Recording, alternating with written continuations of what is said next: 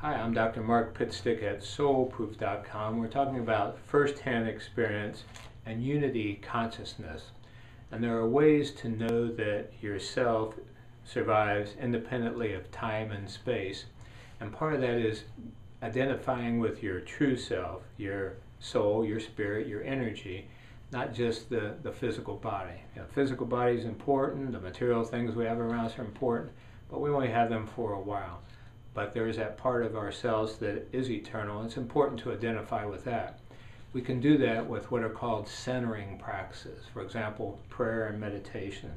And here are some wonderful quotes by great minds about the importance of these. William Blake said, "If the doors of perception were cleansed, everything would appear to man as it is, infinite." So meditation and prayer again are two of the best ways to attain clearer perception.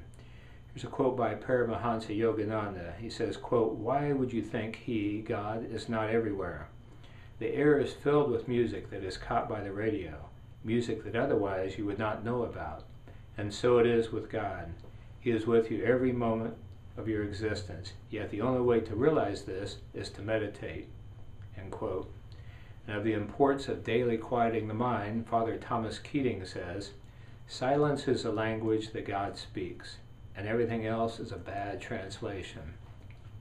So there are lots of ways to center yourself, and basically it's quieting the mind that's always thinking and worrying so that you can access that information and the reality that's always out there.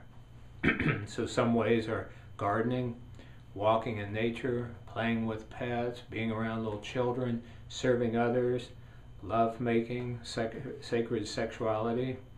For some people, knitting, crocheting, walking in the woods, whatever does it for you. But make sure you take some time regularly each week and do that to quiet that mind and to realize, listen to that wisdom within. When you do that, life changes immeasurably. Here's a quote by the great Indian saint Sri Ramakrishna. He was asked, "Do you believe in God, sir?"